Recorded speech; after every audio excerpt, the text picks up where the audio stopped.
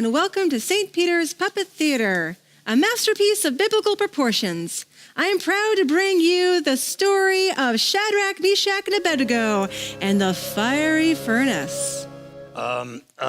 Pastor Sarah, we have a problem. Of course we do. It wouldn't be St. Peter's Puppet Theater if we didn't have some issue. What's up?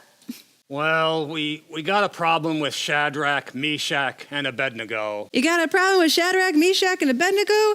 They're the three heroes of the story, the ones that didn't worship idols. They're great. What's the problem? Well, we couldn't get Shadrach, Meshach, and Abednego. You couldn't get Shadrach, Meshach, and Abednego? But they're the heroes of the story. In fact, the story is called Shadrach, Meshach, and Abednego and the fiery furnace. What did you get? Who did you get if you couldn't get Shadrach, Meshach, and Abednego? We got Bob. Who? Bob. It wasn't in our budget to get all three. The three wouldn't do it if they couldn't be together. So, they're kind of loyal to each other that way. So we got Bob. Bob. Okay. All right. Well, as they say, the show must go on. So without further ado, it's our delight to bring you the puppet thespian reenactment of Bob and the Fiery Furnace. A long time ago, there was a Babylonian king named Nebuchadnezzar. It is good to be king. Oh, I sort of feel like I've said that before. Am I being typecast here? King Nebuchadnezzar made a law that when music was played and all who heard it had to bow down to a big idol called Baal. And if you didn't, the penalty was death by fiery furnace. I feel like worshiping an idol today. Let's hit the music. Yeah, it's good to be king. And because of the king's terrible law, many faithful followers of God were worshiping false idols. And that is a big no-no in God's eyes. But one day, Bob came on the scene. Hi, King. How's it hanging? Pretty good, Bob. I was just getting ready to make all the people bow and worship my favorite idol. Oh, no, King, no. I believe in God, and God is the only one I'm supposed to worship. God is God, and nobody else. Oh, yeah, Bob? Well, we'll see about that.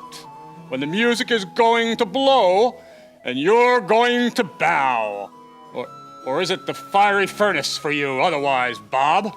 Say that 5 times fast. Fiery furnace for you, fiery furnace for you, fiery furnace for you. I'm not sure I can say it 5 times, right? But you better bow to that idol, Bob, or it's the furnace for you. Hit the music, boys. The music began, and everyone bowed, except for Bob. I won't bow and worship anyone that isn't God. Only God is God. That's it then. Into the furnace with you, Bob. I hope you like it hot. Now the king threw Bob into the furnace. But a miracle happened that day. Bob didn't get hurt.